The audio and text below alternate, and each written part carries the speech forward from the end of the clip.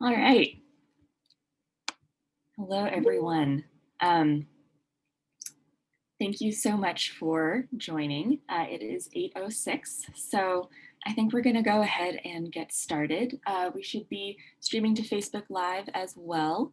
So I am Naomi Grunditz. I am an aide in the Office of Councilwoman Sandoval, but I also am an urban planner. I got my master's in planning from CU Denver, right here in Denver, and I focus on land use and planning and development in the district, and I can geek out with it all day.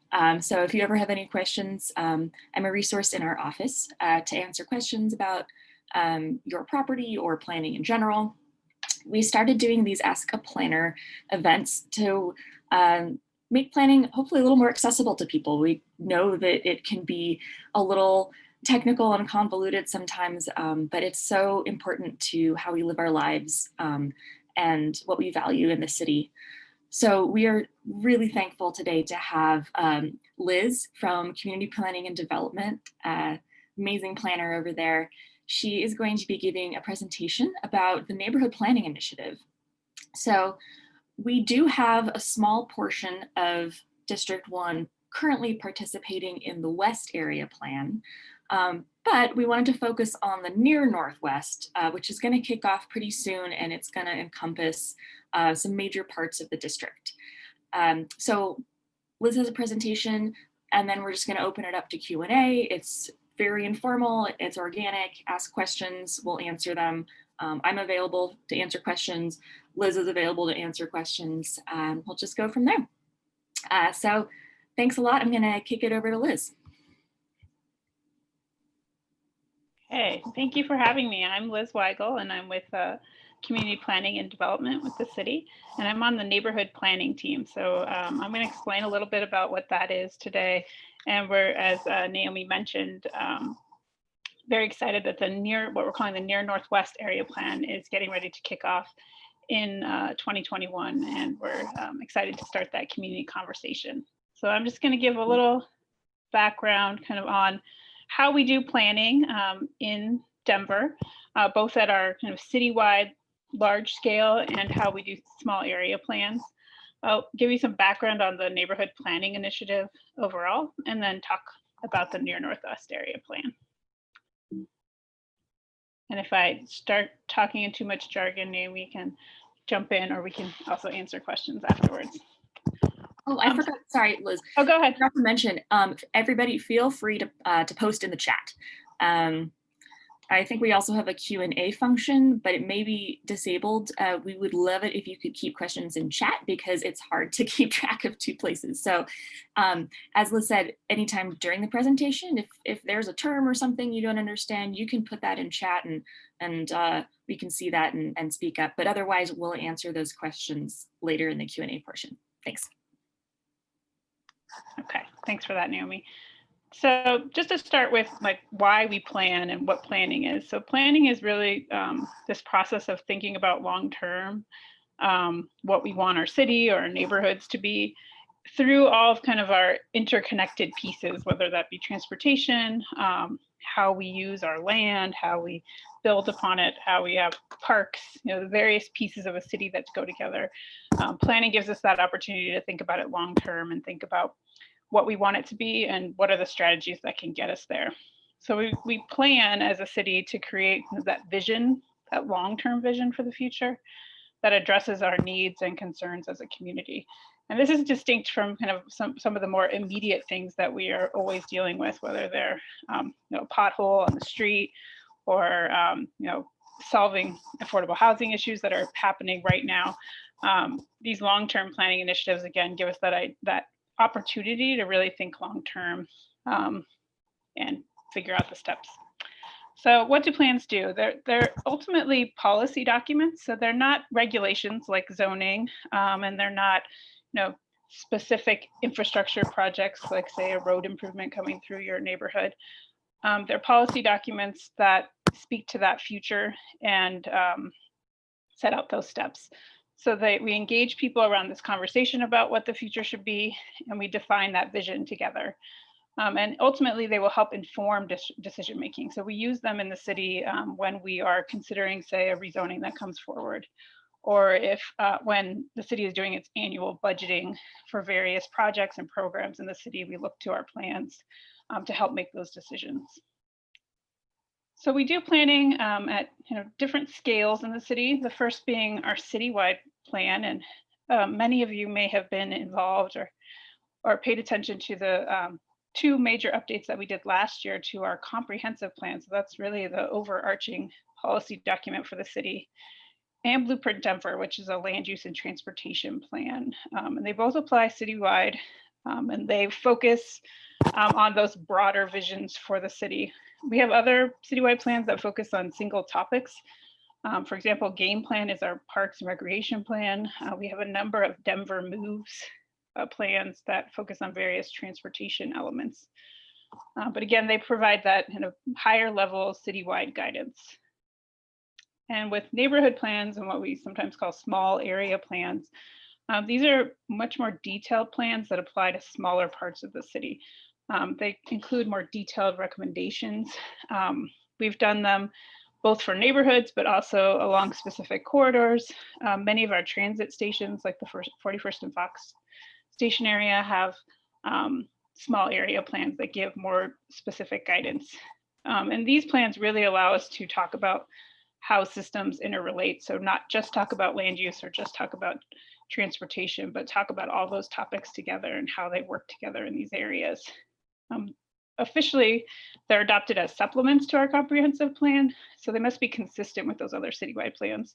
So we'll really start with those citywide plans kind of as our basis, and then we talk more about the details for this particular area. These neighborhood plans also update. There's maps in some of our citywide plans, so they provide the opportunity to update maps, whether that be how land uses work.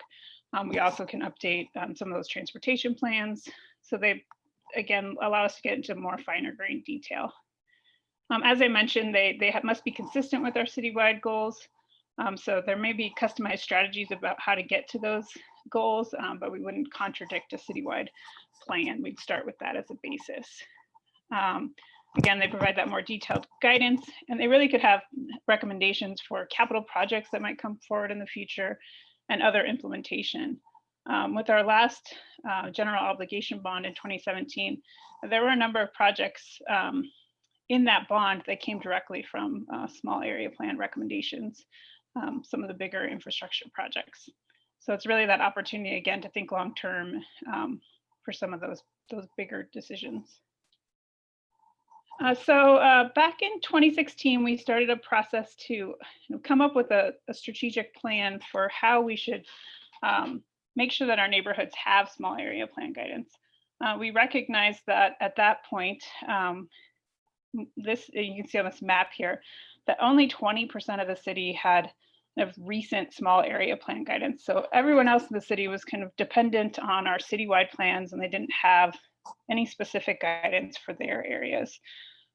This can put certain neighborhoods at a disadvantage, or just makes decisions harder when we don't have that more detailed guidance. And so we wanted to come up with a process where we could make sure that all parts of the city had recent plan guidance. So the Neighborhood Planning Initiative, we have a strategic plan, and this is on our website, which I'll share at the end of the presentation, is a process that we came up with to try to get to all of our neighborhoods within 10 to 15 years. I know that still sounds like a long time, but that's a lot faster than we calculated if we had tried to do neighborhood by neighborhood. That could, take us 80 years plus to really get to every neighborhood in the city. So we grouped neighborhoods together, and I'll talk about the Northwest area shortly, so that we could plan them together. We also intended to do multiple plans at a time. So we just are about complete with our first phase, and then we're launching into the second phase. So we have multiple neighborhood planning initiative, or MPI plans, going on at the same time. And then we talked about what the plan content is, what are the topics we're trying to address, and making sure that we're continually working on these. So as one completes, another plan can kick off. So this is a map here of the city where you can see the groupings that of the various MPI areas. And in sort of that purple color, that's phase one. So the far northeast was adopted last year, East Central just about a month ago, and East is going to council in November. So that's our that was our phase one. And so phase two includes near Northwest, you can see that there. West, which as Naomi mentioned, has already begun, and it does include some parts of District 1. And then near Southeast will be kicking off soon as well. But near Northwest includes what we call our statistical neighborhoods. So that's a very planner term, but these are the boundaries that we use in the city for neighborhoods. And it includes Chaffee Park, Sunnyside, Highland, and Jefferson Park. So all of those are within Council District 1. There's about 25,000 people that live in that area. And this will be what we'll be planning together as part of the near Northwest area plan that we're anticipating kicking off in early 2021. I'll give you a little more background on that. But from in terms of what we'll be talking about, this is kind of an example of the things that we would be covering in a plan. So I spoke to that vision piece. That's certainly important. A big focus of the city now is on equity. So making sure both in our process that we're reaching underrepresented groups, and that we have really good access to talking about this plan and coming up with strategies, but also in our outcomes, so that we're being an inclusive city going forward and inclusive neighborhoods.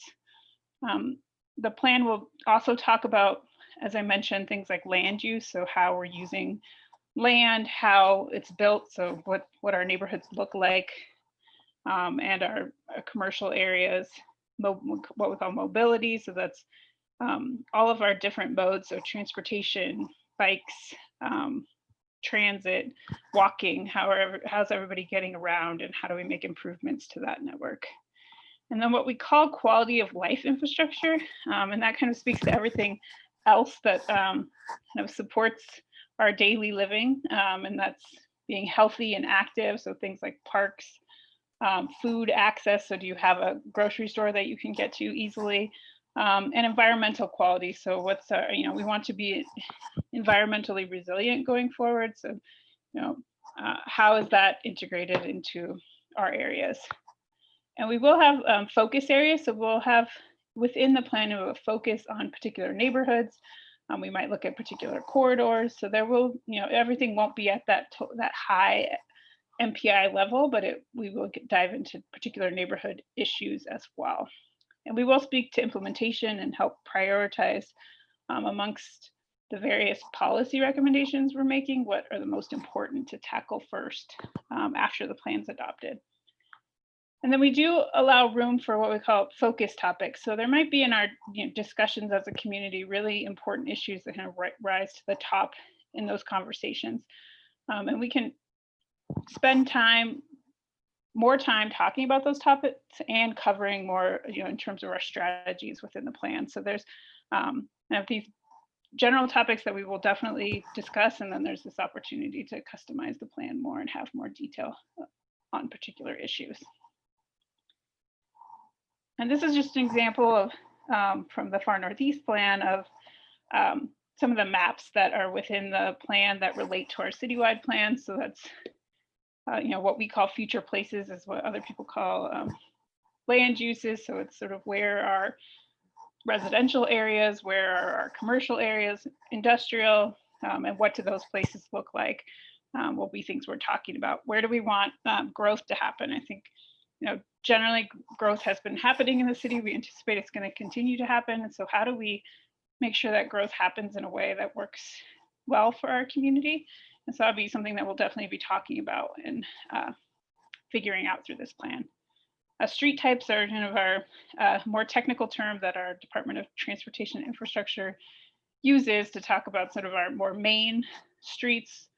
If you think of Federal or 38th, and then our local streets, and then how we want those streets to work together, and what's called modal priorities. So we might say like these are more important streets for walking, these are more important streets for biking, and again, just talk through how we use our streets and how they work together as a network.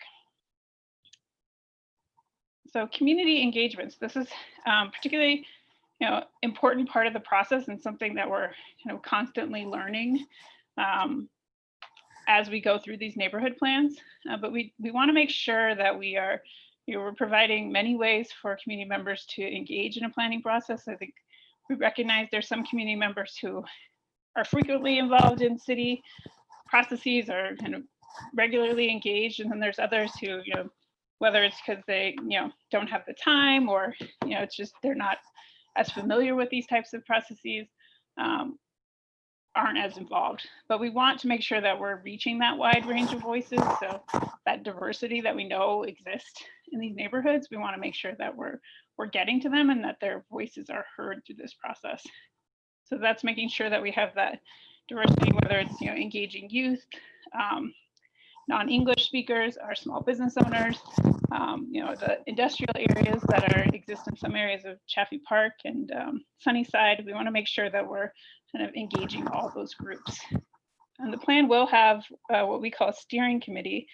This is a smaller group of stakeholders in the area that really meets with the planning team regularly as sort of an extension of the planning team itself, and helps expand our outreach to make sure that we're reaching all those different groups within the community, and helps us with structuring how we do our engagement and looking at our plan recommendations. So those are this regular check-in group that we work with, and we'll definitely, and I'll mention that a little bit, want to make sure we get the word out and that we're hearing from people who may be interested in playing a role in the steering committee.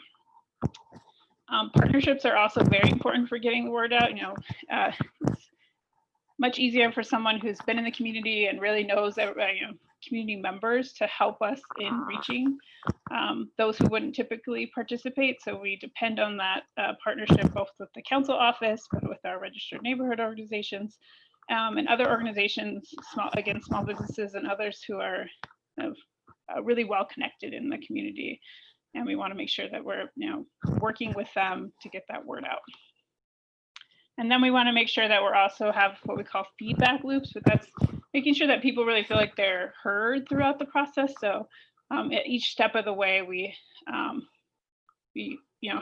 get that feedback, but we also speak to how we've incorporated it and how it's influenced the plan as it's progressing.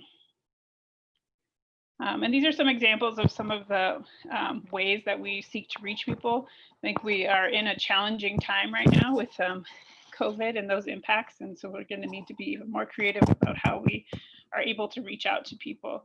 But we typically have a mix of traditional community workshops. So that would be like a big community meeting.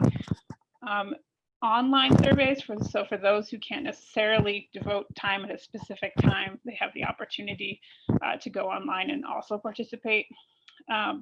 Targeted meetings, so this might be going to where people live, to where people work, to where they are waiting at the bus stop, and talk to them there. So if they're not engaging in other ways, we're able to reach them. Focus groups, that's really where we might be talking about a very particular topic, and we might bring in, say, if it's affordable housing, we might bring in affordable housing providers in the neighborhood, in addition to residents, and talk through that topic. So it would be kind of topic based.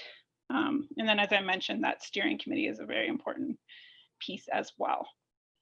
So on the Near Northwest plan, so right now we're doing some of these a little preliminary outreach. So that's going to meetings or events like this. I'm starting to think about that steering committee and doing that initial discussion on the plan. We are anticipating kicking off in the first quarter of 2021, and that would be kind of a bigger public kickoff.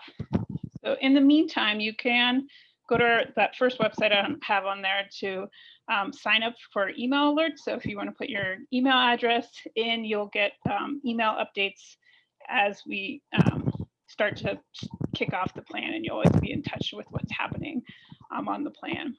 If you have ideas on who, whether it be you or other people that may be important to connect with for the steering committee or just otherwise, feel free to email us or the council office. And my email address is on that Near Northwest Plan website, because we are just starting to think about how that stakeholder committee will work. So if you're interested, encourage you to reach out. And then on our website, that neighborhood planning website I have there, we do have what we call a neighborhood toolkit. This has really primarily been designed for those who are not having MPI come to their neighborhood anytime soon. So you're definitely in a good position where MPI is coming, but there is some information on there, what we call our like planning 101, or just more of some tutorials or information about how we do planning in the city. That if you are eager to get up to speed about how this process may work, you're welcome to check that out and start thinking about this in general. I think that's all I have, but I'm happy to answer questions. And Great. Thanks for having me. Thanks so much, Liz. Sure. We've got some attendees to the Zoom call. We've got some people watching on Facebook Live. So I will kick off with a question. Sure. So one, we've had a couple of neighborhood plans now go through the process and get adopted, or almost there. Mm-hmm. And I think that it's really hard. Again, this goes back to planning in general. It's kind of this, it leads to things that are very tangible. It leads to what buildings look like and streets look like.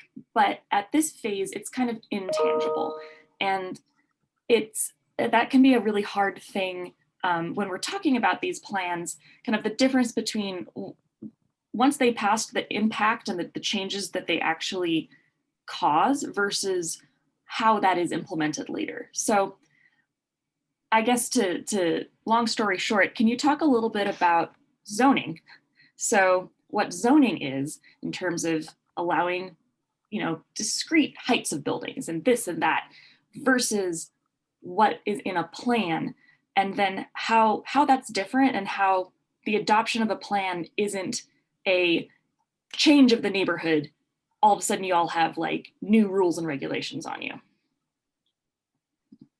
Definitely, and that's a great question. Something that I think we are always working to communicate, because it is, as you said, not something that everybody's talking about every day or works with every day. And so zoning is a regulation or a law. So it's a requirement that applies to your property and to your neighbor's properties, and it's written into regulation. And it's very black and white in terms of you can use your property for this particular use. So you're in a residential area, you're allowed to have one unit on your property, or an apartment building if you're in that kind of district. You're in a commercial area, you can. Liz, could you put up the map of the neighborhood? Oh, sure. Let me put that back.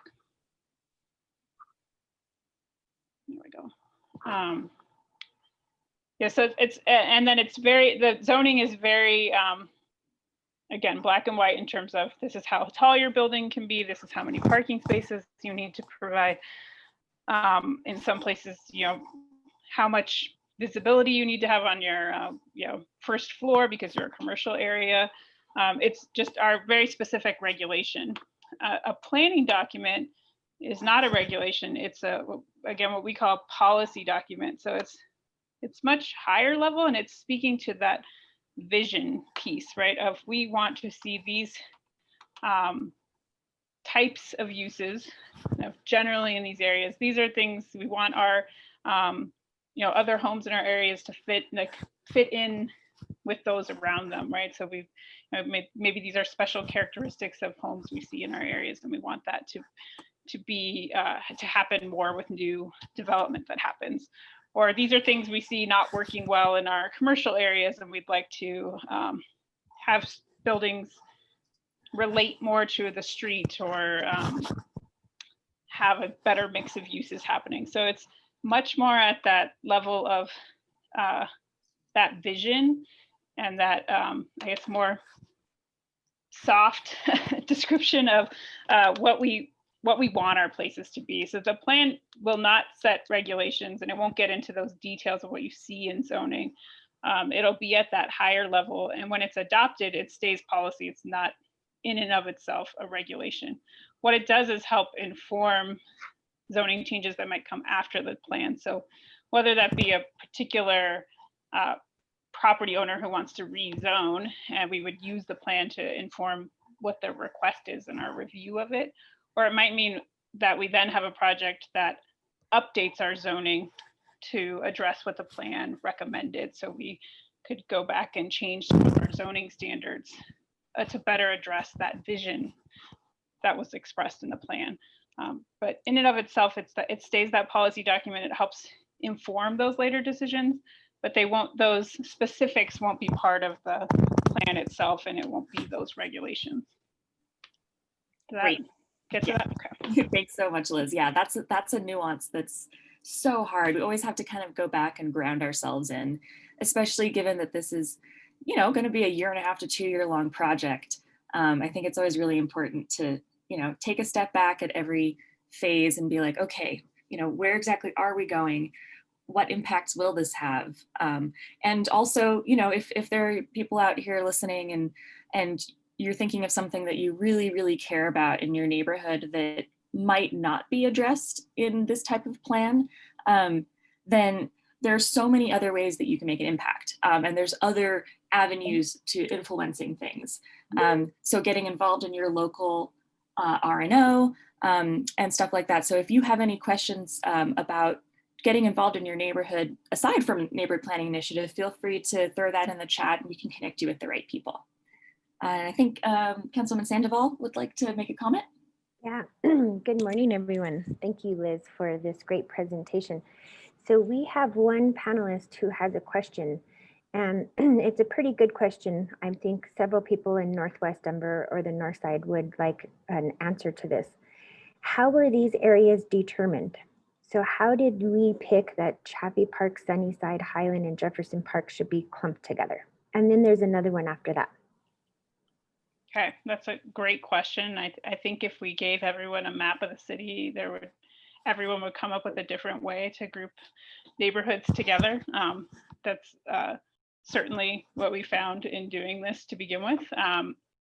But what we tried to do was group neighborhoods that maybe share, well, obviously similar geography, right? So they're generally in the same area of the city, but share some other infrastructure potentially together. So Federal Boulevard is definitely a piece of that, and maybe have similar kind of growth influences or things happening around them that are impacting those areas. So we certainly could have divided up kind of District 1 in different ways, but we felt that this grouping work together with these neighborhoods kind of having that similar infrastructure piece. I think we certainly will be looking at Federal Boulevard and what happens play on both sides of Federal, because that would be a difficult discussion for all of us to only look at one side of Federal. But that's how we end up on this grouping. Well, thank you, because that was going to be my next question, is that Federal is a border here, and it's a CDOT corridor, it's a highway, and it's so important to Denver as a whole. It goes throughout the whole entire city. But to look at both sides would absolutely be necessary. And I know that's a priority of mine, and I know it's also been a priority of yours. And we have one other question from an attendee. Can you speak to if both renters and property owners can participate, and how do you balance the needs of property owners versus renters and developers? So we certainly welcome both renters and property owners, and we want to hear from both of those. I mean, this is, again, a plan where we want to hear from all of those diverse voices, and those renters are also part of our community. And that's actually something we have sometimes struggled with other neighborhood plans of reaching renters, and sometimes we have to seek out different ways to do that. So we welcome both of those participants, and they have different views. And on the property owners, renters versus developers, this whole planning process is kind of that balance of hearing all those voices and thinking through we want to hear from developers because they're the ones who actually wind up building on property, and we want to kind of hear their perspective. But we're really trying to get to that community vision. And oftentimes those developers are property owners as well. But we want to hear those different voices so that we're really balancing them in the end. And we've thought about all of those issues.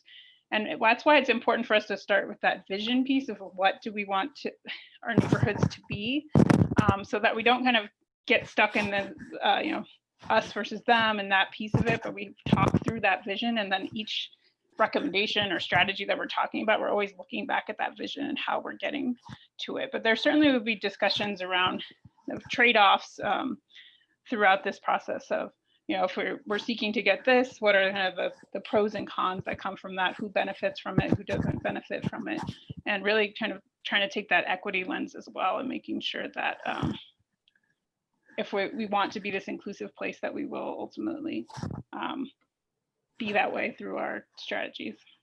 Thank you, Liz. And for those who are joining us on Facebook, we are going over what's called the Neighborhood Planning Initiative. And in early 2021, the 4 neighborhoods that you see on your screen, Jefferson Park, Sunnyside, Highland, and Chaffee Park, will start a planning initiative. And we're getting a little briefer on that right now with our planner, Liz, and the aide, Naomi, from my office. So if you have any questions, please pop them in the chat. So Liz, you brought up a really good point that I think is very important. Benefit and burden. Who benefits from a plan, and what's the burden of the plan? So those are definitely key points that will be important for me as we move forward with this, and making sure. So we just talked about the fact that I-70 runs through these 4 neighborhoods, but we can't not talk about the monster in the middle of the room either, I-70. So not only do we have federal corridor, we have I-70 that cuts Chaffee Park off from a lot of other Northwest Denver resources. And so we'll have to really make sure that we get and incorporate all of the neighborhoods into this plan. So we have another question. What are some of the things you have learned from the prior 3 plans that will be different with this plan, the Near Northwest plan? Sure, that's a great question too. We've definitely been learning. We are continuing to learn. I think we'll learn in the middle of this process about things that we need to do. But some of the things that we've recognized through the ones that we have completed or almost completed at this point. One is, again, that engagement piece, and how we can engage early, often, make sure there's both general awareness of the plan, but that we're hearing from those, again, those voices that we don't typically hear from. So have a regular check on even just our demographics. If we typically will ask that question as an optional question of who's participating, and seeing if we're hearing from all the neighborhoods, or we're hearing from the diversity of people that live and work in this area. So we've been working, also with COVID-19 on those engagement pieces. So whether how we do the virtual engagement, how we better connect with those underrepresented communities. We have this idea of what we call community navigators. So maybe working more with people that are already embedded in the community to help us connect and make that build that awareness. Not everyone is ever going to hear about the plan. That just happens, whether you got a postcard or you saw it in the newspaper or on social media, you might just not ever fully engage, but just building that awareness and then keeping that participation from all those groups throughout the process is something we intend to work on and improve with the plan. Another piece is making sure we have more time kind of towards the end of the process to really allow people to digest and think through the recommendations that we put forward. So we tend to spend a lot of time talking about what we call existing conditions, what's already happening, our data of what's already happening on the ground, about that vision piece. So what do we want these areas to be like in the future? We spend a lot of time on that, and then we in the end have a draft plan. And what we found with our more recent plans is that people need more time to digest that plan and give feedback on it, on those drafts. So we're going to build in more time towards the end of the process to really have those feedback loops around the draft plan. We're learning more from like that virtual engagement piece as well. And again, how we make refinements to do that virtual piece and adapt under COVID-19 as well, I think is our some of our lessons learned from the previous plans. Awesome. Thank you so much. We've got some more questions coming in. So if you could talk maybe a little bit more, I think people are very interested in engagement, and I know it's something that is always evolving. We're always trying to get more people engaged, but specifically in thinking about equity and how we try to hear from elderly, low income, youth voices as well. I think we tend to forget about our youth, and I know that you've been thinking about that a lot, and it's something that our office really cares about. But what are some of those strategies that you've been looking at to get people involved who aren't necessarily in the RNOs or normally engaged? Yeah, that's a great question. So I think it's a multi-pronged approach of kind of identifying those partners in the community. So again, who's already connected with those groups. So we know we have a number of schools in the area that would certainly be a good place to start for connecting with youth. We have affordable housing providers. I assume we probably have some senior housing as well. Churches are a great place to make those connections. So it's like, what are those partners that we already have that are well connected in the community are usually a great place to start for making those connections. And typically, and again, we got to think through how we do this, assuming COVID-19 might be around for a while, but we would go to those places, right? So not expect people to be able to come to a meeting that we're providing or, make a trip somewhere, but go to those places and talk to people directly. And the important part will be kind of maintaining that connection and that involvement throughout the plan. So it's not just that one time that they got to give their input, but that they're engaged. And I know the councilwoman has ideas around maybe a youth council or something of that sort, where they're kind of empowered to really be a part of the planning process and help us make those decisions, and identify some of those kind of leaders in those groups who maybe have the time or have the interest in participating more. But it's that constant, and sometimes it's trial and error, right? We're trying to reach these groups. We'll try through this method. If it's not working, we need to come up with another way to get us there. But we do really depend also on community members to help us with that, because you're in the community, you know these groups, and you might have ideas on how we can best engage them. Yeah, totally. Yeah, we're always, to echo that, we are, you could always reach out to Liz and CPD staff. You're welcome to reach out to our office as well if you have ideas on this. I keep thinking of things like people still listen to the radio, doing radio plugs on the various English language and Spanish language stations. People still need to go to the laundromat. So there's lots of still going places. Yeah, people are still going places, and the more creative we can get, the better. So, and those ideas can definitely please come from the community. To follow up on this, one last thing before I ask another question from a viewer, could you briefly talk about CPD's translation services? In general, the city offers translation services and things like that, but how do you decide what materials will be translated into what languages, and some of those real time for meetings and things like that? I know there's a lot of resources there.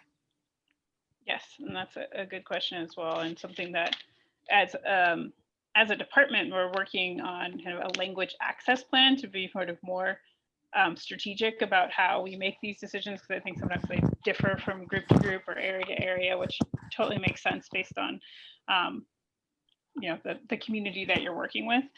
But we recognize that language is a huge barrier to participating in our process, and we typically would look at kind of our data, like our census data, and in talking with community members about the needs of the area and the languages that are spoken in it, and make sure that we're doing both that translation piece. So we do work to have everything on our website easily translatable through kind of, there's a Google plugin you can actually do to have a website translatable, but also to have our materials, so our promotion materials or some of our main materials for the project translated and available.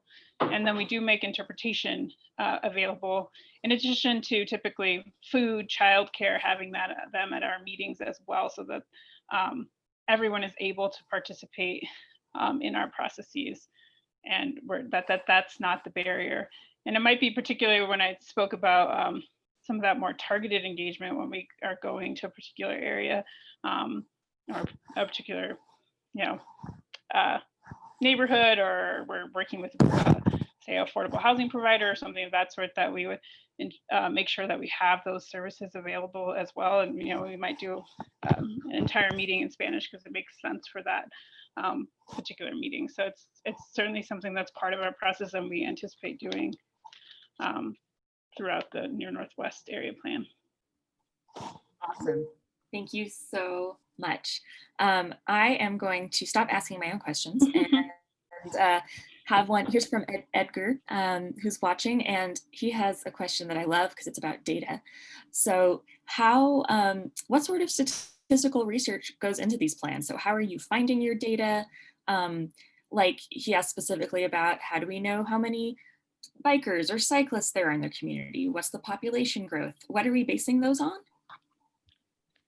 Great question, Edgar. Thank you for asking that. And yeah, that's definitely, of the planner nerds, that's a big piece of what we do. And it's actually stuff that we'll start doing even before we kick off, is some of this base research we look at things like census data.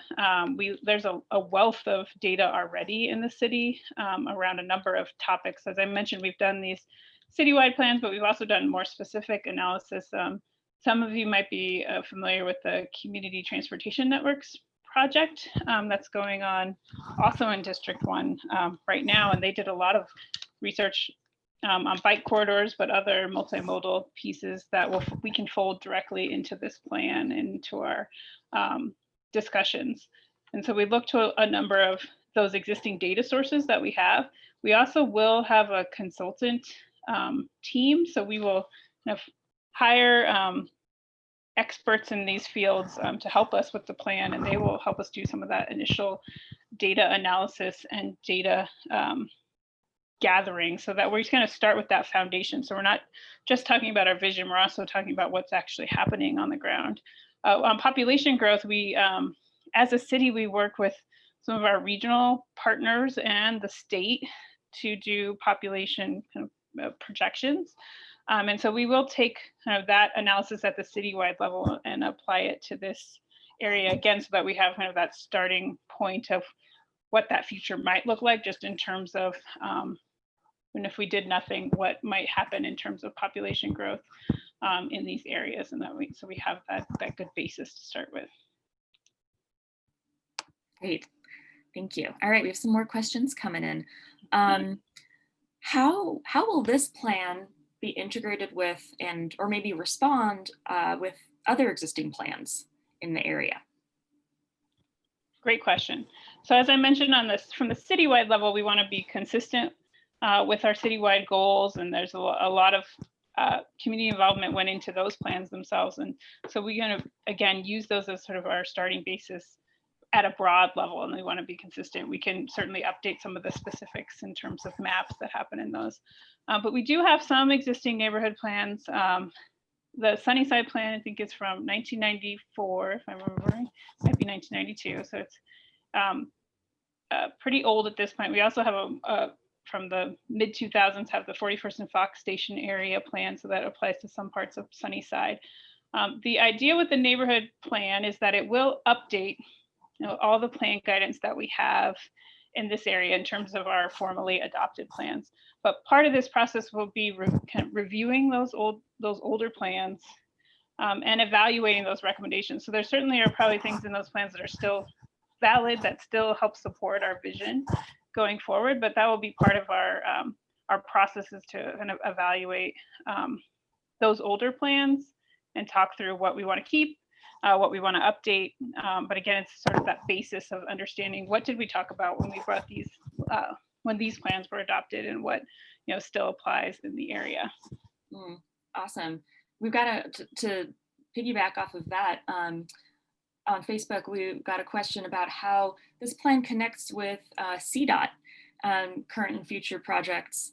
And then also, I might throw in there, at least at the top of Chaffee Park is not Denver. It, interacts with not Denver. So how do we coordinate with our kind of state and other jurisdiction partners?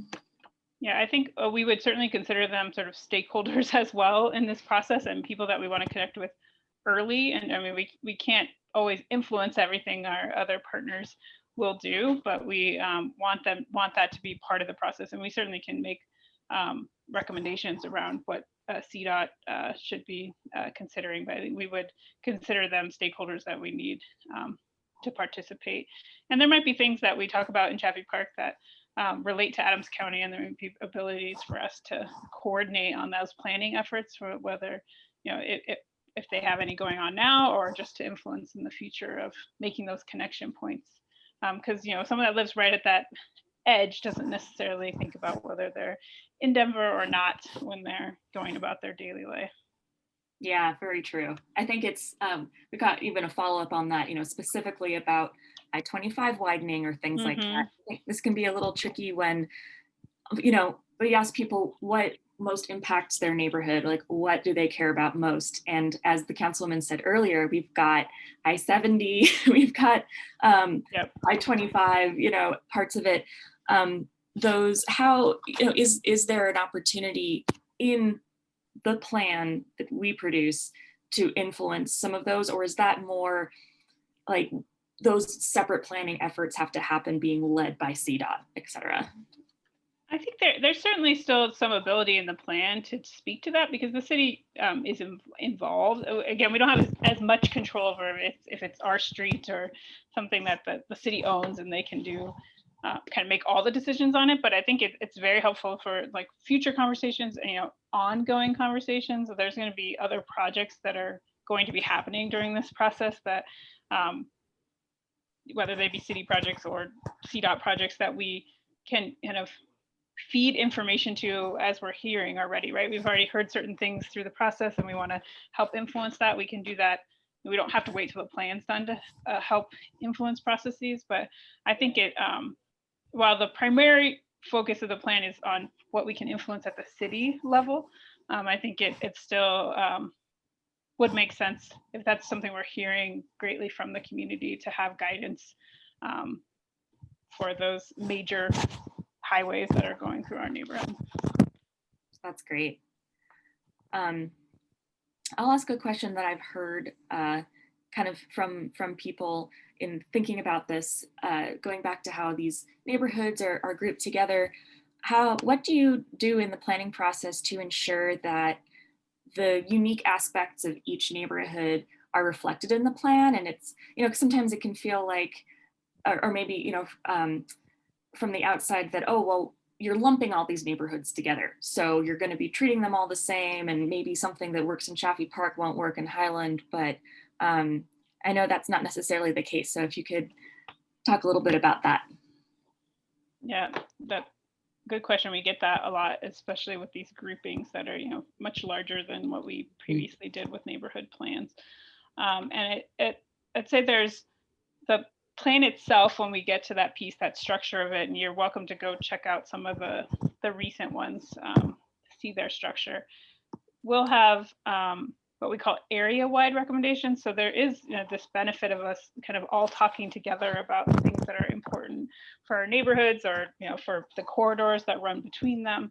And they do influence each other. And if you live in one neighborhood, you might come and shop in another neighborhood, or you really do interact with each other, and you want to have that shared vision together. So we'll have what we call area-wide recommendations, so things that apply throughout the area in these different topic areas. But then we will also have neighborhood sections. So there'll be a focus for each of the neighborhoods within near Northwest, where we can have specific recommendations for those areas, or maybe there's a specific intersection or something that we want to focus on as sort of what we sometimes call transformative projects, but like a really deep dive on a particular area of that neighborhood where we wanted to have more of that conversation. So that will be in the plan itself. And I think also throughout the process, we want to make sure that we're providing those opportunities for the neighborhoods to get together and have their own conversations around things that are happening in their neighborhood. So more focused conversations around particular areas will happen as well, so that you don't only have to participate in this larger discussion. I think that's a really good point, because we want to get at people for what they care about. And I mean, as much as this is a cohesive neighborhood, some people maybe wouldn't show up for something about the whole area, but we're like, okay, we're going to talk about this one park in Sunnyside, and that's what I care about. I'm going to show up to that meeting. Yeah, awesome. And that's important to provide both of those opportunities throughout the process, for sure. Yeah, exactly. So we have one last question from Facebook, specifically about parks, actually. How is Parks and Rec involved in the planning process? For example, setting aside more space for parks and open space. And on that, I'm actually going to first give a shout out. Parks and Rec has a strategic acquisition plan going on right now. There is funding that has been set aside for them to basically figure out where to expand and buy parkland in the future. And they really, really need everybody's input on that. I will post the link to that survey in the chat here and also on Facebook, since this person was on Facebook. So if you are interested in weighing in right now about how Parks and Rec looks at expanding their parks over the next 10 years or so, then definitely visit that link. But back to neighborhood planning initiative. Okay, great. And thanks for highlighting that piece. So in general, the neighborhood planning process it's led by community planning and development, but it's an overall city process. And we have partners from all of our departments that participate, both in that sort of data collection piece and also throughout the process in terms of what are we hearing, how do we shape these recommendations. So Parks and Recreation staff will certainly be part of our team for this process. And we do have the opportunity, I think, typically what we do is kind of start with that data analysis. And we, as I mentioned, we do have a pretty recent, I think it was a 2019 too, parks plan, game plan, that gives us a lot of good basis on how to evaluate our existing parks, like how well they're working, where we're lacking access to parks, and do some of that analysis around it. And then have that community conversation about what we want to see in terms of improvements to those opportunities and areas that maybe are a priority for achieving new parks.